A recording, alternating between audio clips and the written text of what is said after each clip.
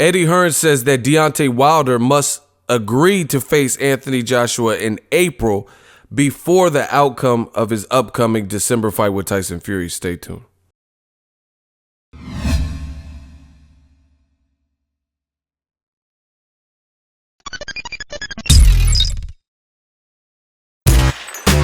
Boxingego here. If you like this video, make sure you hit the like button and also subscribe to the channel and hit the bell icon on the top of your screen to get notified when the latest new content drops. What up, Fight World? It's your boy Ego, and I'm back with some more boxing. Make sure you smash the like button. Also subscribe to the channel for the latest and greatest in boxing if you want to become part of the gang. Notification gang. Please hit the bell icon. Shout out to the super chats, channel donations, the Venmo donations, and the Patreon family. We working. Now, Joshua, he was tested versus Alexander Povetkin. He became the first to stop Alexander Povetkin. So props to him for that. And on the victory, he knocked out Povetkin in the 7th round. Post-fight, Eddie Hearn had some very interesting things to say. He called Joshua versus Wilder the biggest fight in boxing. And he believes he currently holds the title, or he does hold the title for the biggest British fight with Joshua and Klitschko. And he did say on record that Joshua Wilder would eclipse that.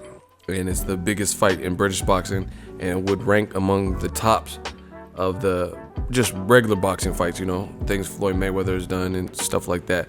But Hearn insisted, and this is what he says, quote, "We're not waiting for time wasters. We understand if they lose, we'll have to find another opponent. But if you win, we're not waiting until December.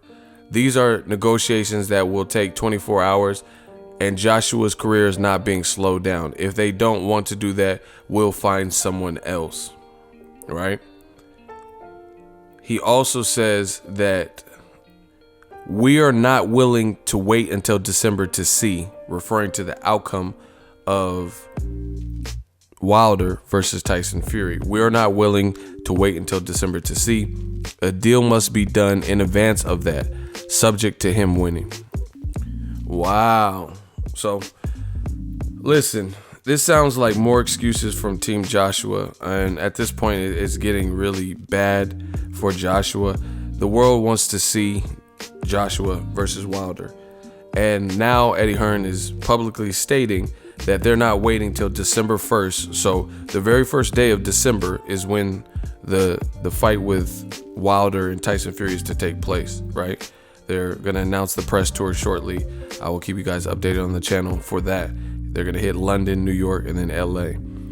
And while Wilder is in training camp, because he will be in training camp for Tyson Fury, he's saying that Wilder's side and Wilder's team has to negotiate to see if they're going to fight Joshua for April, you know, and this sounds like an excuse. It sounds like they want to fight Dillian White, so they're going to fall back and say, hey, I mean, we've already heard Eddie Hearn, who is planting the seeds, saying, hey, I emailed them and they're not responding to my emails. That is not shocking because they were working on Wilder versus Tyson Fury. In addition, based on what they've said publicly, it sounds like Team Wilder is over it. You know, they have their own fight. The world likes the fight with Tyson Fury, right? It's a big fight. Both guys stand to gain a lot of money, you know, and it's going to be a big fight. So if you already moved on from the failed negotiations to fight Joshua next for this year, and Joshua just fought Povetkin and beat him, right? Then who cares about the Eddie Hearn email? So in essence, in layman's terms, it sounds like Team Wilder is tired of the runaround, the low ball offers, and they don't feel that Team Joshua is serious about making the fight. And now they found their own consolation prize, which happens to be a really good fight for the division. The lineal champion Tyson Fury versus the WBC champion. Somebody's O has to go, Wilder Fury. So, you know, Eddie Hearn's planting the seeds like, hey, they're not responding to my email and we're going to have to find it. And then now, you know, he's saying that before the outcome of Wilder versus Fury, now all of a sudden there's some kind of rush where Wilder, contingent on him winning, has to agree to fight Joshua in April, you know, which sounds like more bullshit.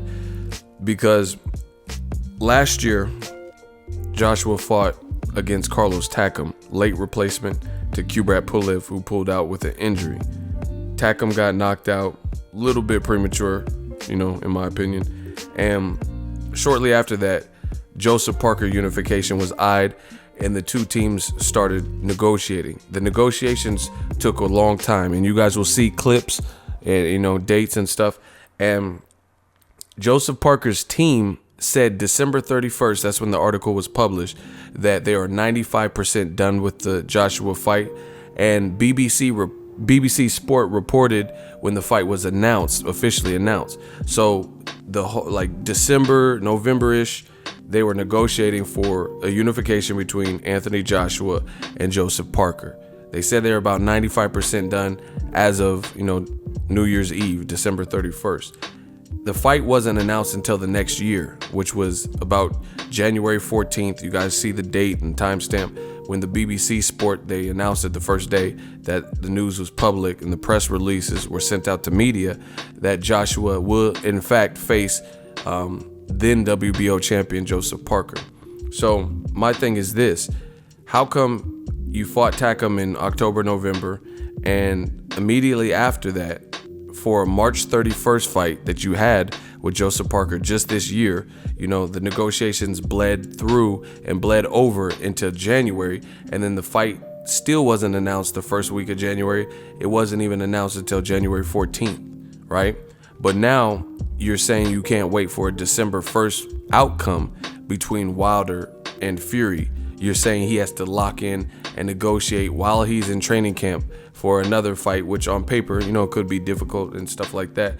He's going to have to. So, it sounds like they want to fight Dillian White, and they're just setting up the stage for another excuse to not fight him. Like, hey, we tried to make him, but we couldn't agree, and this, that, and the third. But it is utterly ridiculous to expect Wilder to be in training camp for a fighter as good as Tyson Fury, and you expect him and his team, even if his team is the one meeting up, Shelly Finkel or whoever is meeting up, they're going to have to communicate their findings with Wilder, who will then be in training camp.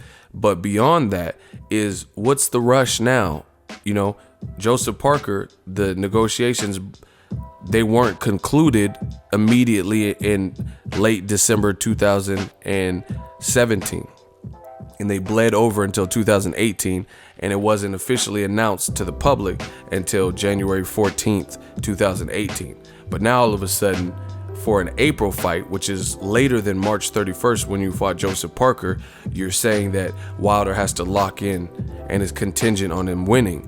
But if it's contingent on him winning, why don't you just wait?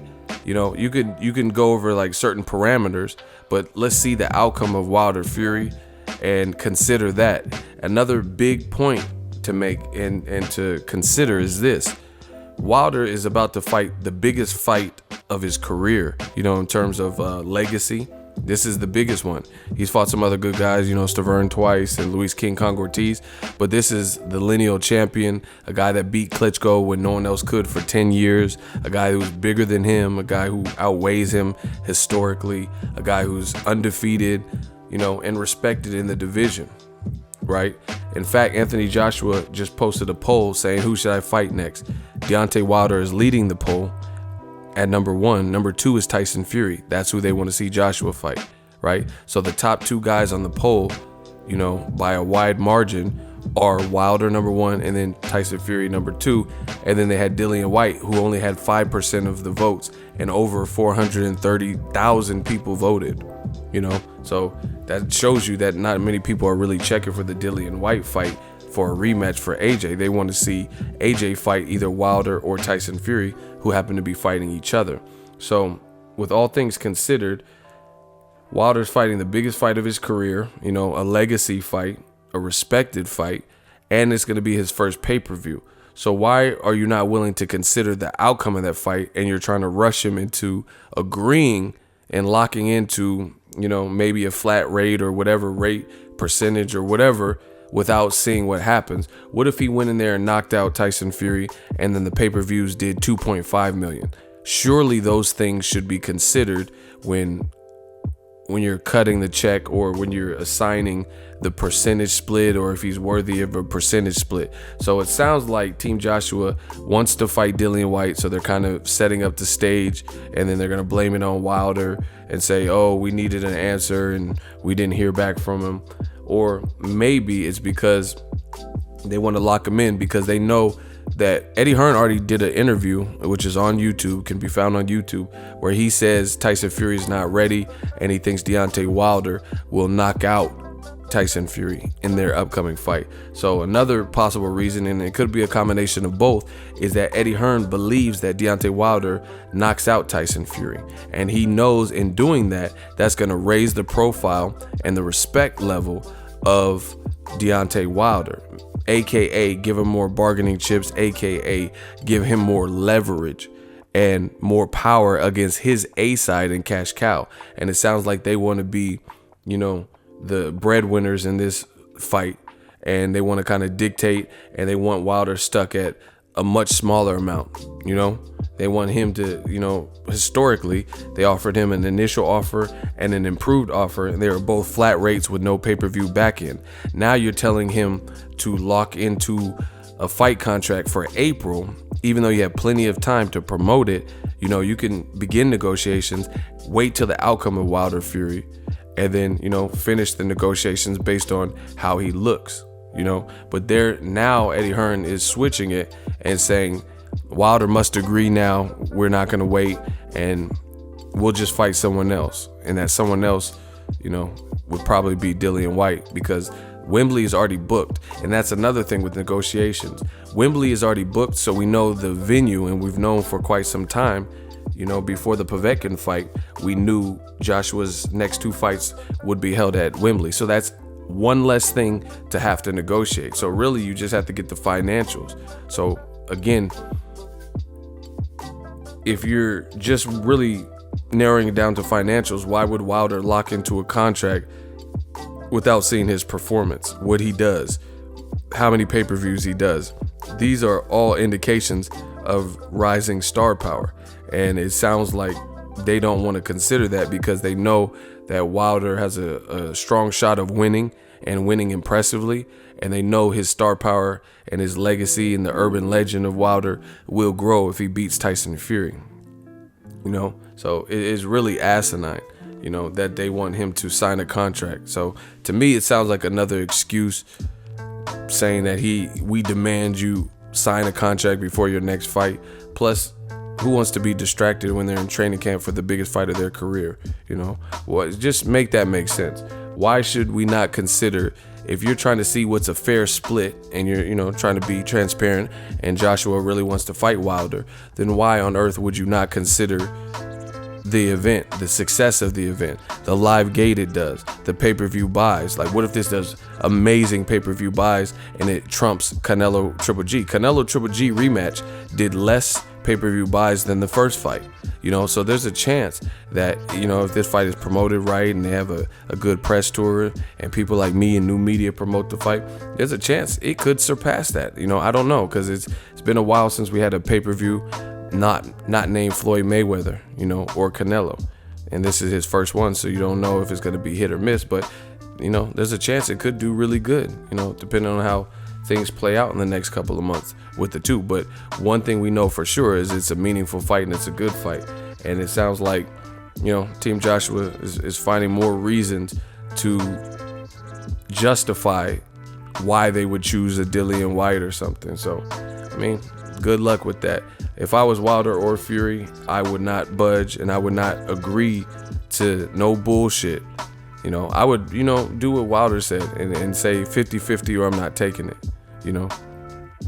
and let Joshua fend for itself, because the winner of Wilder Fury, as far as I'm concerned, is the number one heavyweight, just based on the risk they're taking. We're looking at Wilder's 2018 has been incredible. If he could beat Luis King Kong Ortiz, who was formerly Joshua's mandatory, right? He's considered the boogeyman and a top-notch fighter, and he could take his O and then potentially beat Tyson Fury and take his O. That's an incredible 2018, right? And he'll still have his WBC title, and he'll have two very, very strong resume builder / legacy wins. So it's getting more and more flagrant, and in my opinion pathetic, that Eddie Hearn keeps doing these interviews saying this outrageous stuff like, we're not waiting for Wilder, he has to agree, we're not waiting till December. I mean, who honestly is going to do that?